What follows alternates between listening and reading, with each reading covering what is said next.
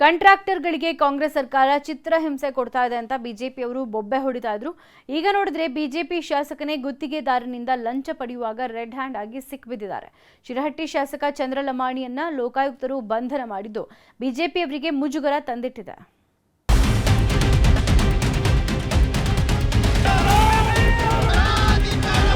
ನಾನು ನೋಡಿಲ್ಲ, ಈಗಿನೂ ಅದು ಮಾಹಿತಿ ಬರ್ತಾ ಇದೆ. ಸರ್ ತಿಳ್ಕೊಂಡು ಆಮೇಲೆ ಮಾತಾಡ್ತೀನಿ.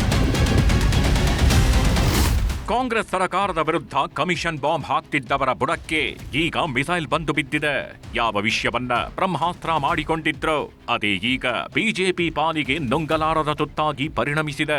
ತಮ್ಮದೇ ಪಕ್ಷದ ಶಾಸಕರು ಈಗ ಕಮಿಷನ್ ಸುಳಿಯಲ್ಲಿ ಸಿಲುಕಿ ವಿಲವಿಲ ಒದ್ದಾಡ್ತಿದ್ದಾರೆ. ಅದರಲ್ಲೂ ರೆಡ್ ಹ್ಯಾಂಡ್ ಆಗಿಯೇ ಸಿಕ್ಕಿ ಬಿದ್ದಿದ್ದು ಬಿಜೆಪಿ ನಾಯಕರ ಜಂಗಾ ಬಲವನ್ನೇ ಅಲುಗಾಡಿಸಿದೆ. ಸಮರ್ಥನೆ ಮಾಡಿಕೊಳ್ಳೋದಕ್ಕೂ ಆಗ್ತಿಲ್ಲ, ಗಟ್ಟಿ ಧ್ವನಿಯಲ್ಲಿ ಗುಡುಗೋದಕ್ಕೂ ಆಗ್ತಿಲ್ಲ. ಶಾಸಕ ಚಂದ್ರು ಲಮಾಣಿಯ ಲಂಚಾವತಾರ ಬಿಜೆಪಿ ನಾಯಕರನ್ನ ಗಪ್ಚುಪ್ ಮಾಡಿದೆ. ಲಂಚಕ್ಕೆ ಕೈಯೊಡ್ಡಿದ್ದ ಕಮಲ ಶಾಸಕ ಲಾಕ್. 5 ಲಕ್ಷ ಪಡೆಯುವಾಗ ರೆಡ್ ಹ್ಯಾಂಡ್ ಆಗಿ ಅರೆಸ್ಟ್. ಕಮಿಷನ್ ಆರೋಪ ಅನ್ನೋದು ಕಾಂಗ್ರೆಸ್ ನಾಯಕರ ಸುತ್ತ ಅಭೇದ್ಯ ಕೋಟೆಯಾಗಿ ಸುತ್ತಿಕೊಂಡಿತ್ತು.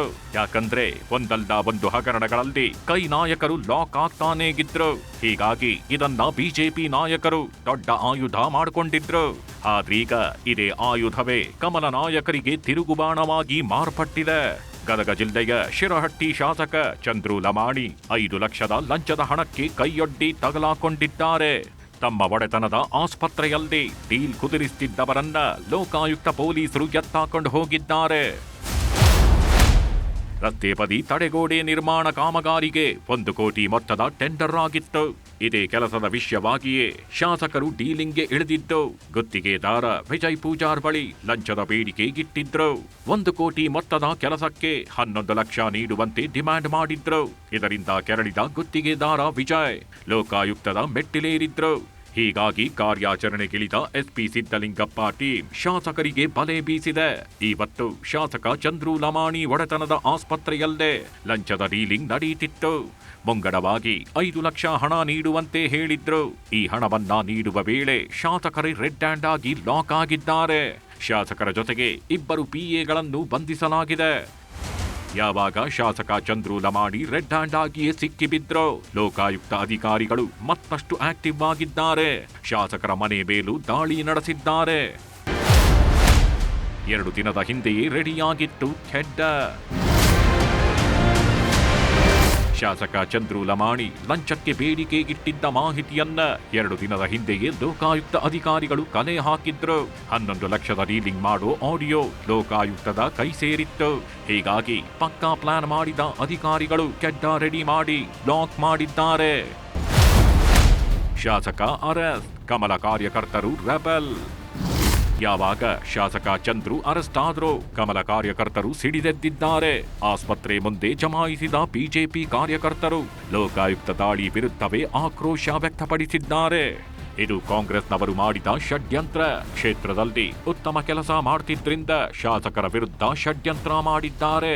ಇದರಲ್ಲಿ ಸಚಿವ ಎಚ್.ಕೆ. ಪಾಟೀಲ್ ಕೈವಾಡಬಹುದಿದೆ ಅಂತ ಆಕ್ರೋಶ ಹೊರಹಾಕಿದ್ದಾರೆ.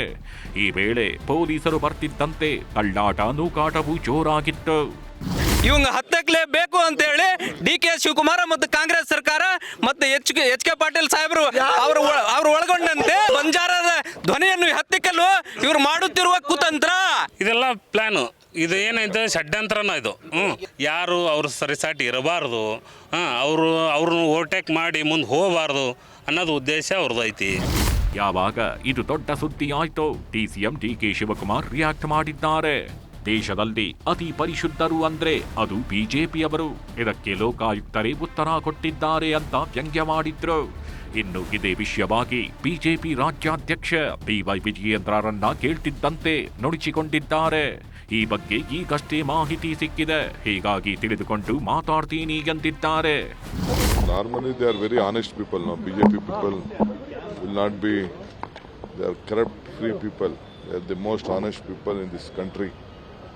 They will not get, I think, some wrong information you might have got. Let us look at it. Let us see what the Lokayukta tell. Then I will react to it. ನಾನು ನೋಡಿಲ್ಲ, ಈಗಿನೂ ಅದು ಮಾಹಿತಿ ಬರ್ತಾ ಇದೆ. Sir ತಿಳ್ಕೊಂಡು ಆಮೇಲೆ ಮಾತಾಡ್ತೀನಿ. ನಾನು ನೋಡಿಲ್ಲ, ಈಗಿನ್ನೂ ಅದು ಮಾಹಿತಿ ಬರ್ತಾ ಇದೆ. ಸರ್ ತಿಳ್ಕೊಂಡು ಆಮೇಲೆ ಮಾತಾಡ್ತೀನಿ. ಒಟ್ನಲ್ಲಿ ಕಾಂಗ್ರೆಸ್ ವಿರುದ್ಧ ಕಮಿಷನ್ ಹೋರಾಟಕ್ಕಿಳಿದಿದ್ದ ಕಮಲ ನಾಯಕರಿಗೆ ದೊಡ್ಡ ಶಾಕ್ ಎದುರಾಗಿದೆ. ಆರೋಪ ಮಾಡ್ತಿದ್ದವರಿಗೆ ಈಗ ತಿರುಗುಬಾಣವಾಗಿದ್ದು ಯಾವ ರೀತಿ ಸಮರ್ಥಿಸಿಕೊಳ್ತಾರೋ ಕಾದು ನೋಡಬೇಕು. ಸಂತೋಷ್ ಕೊಂಡೂರು, ನ್ಯೂಸ್ 18 ಗದಗ.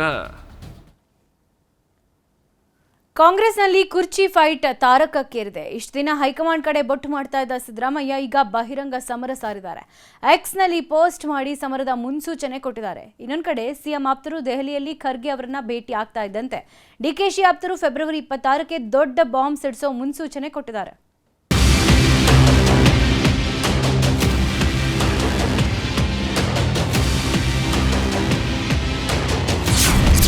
ಕುರ್ಚಿ ಕದನದ ಮಧ್ಯೆ ಸಿಡಿದೆದ್ದ ಸಿದ್ದರಾಮಯ್ಯ. ಸಾಲು ಸಾಲು ಪೋಸ್ಟ್ ಹಾಕಿ ಗುಟುರು ಹಾಕಿದ ಟಗರು. ಕರ್ನಾಟಕ ಕಾಂಗ್ರೆಸ್ ಸರ್ಕಾರದಲ್ಲಿ ಕುರ್ಚಿ ಕದನ ಭುಗಿಲೆದ್ದಿರುವುದು ಎಲ್ಲರಿಗೂ ಗೊತ್ತಿರುವ ವಾಸ್ತವ. ಡಿಸಿಎಂ ಡಿಕೆ ಶಿವಕುಮಾರ್, ನಾನು ಸಿಎಂ ಖರ್ಗೆ ಮಾಡಿದ ಮಾತುಕತೆ ನಮಗಷ್ಟೇ ಗೊತ್ತು ಅಂತಿದ್ರು. ಸೂಕ್ತ ಸಮಯ ಬರುತ್ತೆ, ಕಾಲವೇ ಎಲ್ಲದಕ್ಕೂ ಉತ್ತರಿಸುತ್ತೆ ಅಂತ ಡಿಸಿಎಂ ಹೇಳಿದ್ರು. ಅದೇ ಡಿಸಿಎಂ ಆಪ್ತರು 2 ಸಲ ದಿನ ಘಳಿಗೆ ಶುಭ ಮುಹೂರ್ತವನ್ನು ಘೋಷಿಸಿದ್ರು. ಆದರೆ ಎಲ್ಲದಕ್ಕೂ ಮುಖ್ಯಮಂತ್ರಿ ಸಿದ್ದರಾಮಯ್ಯ ಕೊಡ್ತಾ ಇದ್ದ ಉತ್ತರ ಹೈಕಮಾಂಡ್ ತೀರ್ಮಾನಕ್ಕೆ ತಲೆಬಾಗ್ತೀವಿ ಅಂತ. ಇಷ್ಟು ದಿನ ಹೈಕಮಾಂಡ್ ಹೇಳಿದಂತೆ ಎಲ್ಲರೂ ಕೇಳಬೇಕು ಅಂತಿದ್ದ ಸಿಎಂ ಸಿದ್ದರಾಮಯ್ಯನವರು ಫಸ್ಟ್ ಟೈಮ್ ಸಿಎಂ ಕುರ್ಚಿ ವಿಚಾರದಲ್ಲಿ ಷಡ್ಯಂತ್ರಗಳಾಗ್ತಿವೆ. ನಾನು ಸಿಎಂ ಆಗಿದ್ದನ್ನ ಸಹಿಸದ ಪಟ್ಟಭದ್ರ ನಾಯಕರು ಕಣ್ಣನ್ನ ಕೆಂಪಗಾಗಿಸಿಕೊಂಡಿದ್ದಾರೆ ಅಂತ ಸಾಮಾಜಿಕ ಜಾಲತಾಣಗಳಲ್ಲಿ ಬಹಿರಂಗವಾಗಿ ಪದಗಳನ್ನ ಪೋಣಿಸಿ ಪೋಸ್ಟ್ ಹಾಕಿದ್ದಾರೆ. ಕುರಿ ಕಾಯ್ತಾ ಇದ್ದವನು ಸಿಎಂ ಆದದ್ದೇ ಪಟ್ಟಭದ್ರರ ಕಣ್ಣು ಕೆಂಪಾಗಲು ಕಾರಣ. ಇದು ಸಿಎಂ ಸಿದ್ದರಾಮಯ್ಯ ಸಾಮಾಜಿಕ ಜಾಲತಾಣಗಳಲ್ಲಿ ಹೊರಹಾಕಿರೋ ಮನಸ್ಸಿನ ಮಾತು. ಅಷ್ಟೇ ಅಲ್ಲ, ನನ್ನ ಮೇಲೆ ವಿರೋಧಿಗಳು ನಡೆಸುತ್ತಿರುವ ಬಹುತೇಕ ದಾಳಿಗಳು, ಮಾಡುತ್ತಿರುವ ಟೀಕೆ ಆರೋಪಗಳಿಗೆ ನಾನು ಹುಟ್ಟಿದ ಜಾತಿಯೂ ಒಂದು ಕಾರಣ. ಕುರಿ ಕಾಯುತ್ತಾ ಇರಬೇಕಾದವನು ಮುಖ್ಯಮಂತ್ರಿ ಆಗ್ಬಿಟ್ನಲ್ಲ, ಆರ್ಥಿಕ ತಜ್ಞರಿಗೆ ಸರಿ ಸಮಾನಾಗಿ ನಿಂತು ಸಾಲು ಸಾಲು ಬಜೆಟ್ ಮಂಡಿಸಿ ಶಹಬಾಸ್ಗಿರಿ ಗಳಿಸುತ್ತಿದ್ದಾನಲ್ಲ ಎನ್ನುವ ಅಸಹನೆ ಅವರೊಳಗೆ ದ್ವೇಷ, ಅಸೂಯೆ ಕುದಿಯುತ್ತಿದೆ. ನನ್ನನ್ನು ರಾಜಕೀಯವಾಗಿ ಮುಗಿಸಿಬಿಟ್ಟರೆ ಅವರ ಹಾದಿ ಸುಲಭವಾಗುತ್ತದೆ ಎನ್ನುವ ರಾಜಕೀಯ ಉದ್ದೇಶದ ಲೆಕ್ಕಾಚಾರ ಅವರ ಮನಸ್ಸಿನಲ್ಲಿದೆ ಅಂತ ಪೋಸ್ಟ್ ಹಾಕಿದ್ದಾರೆ.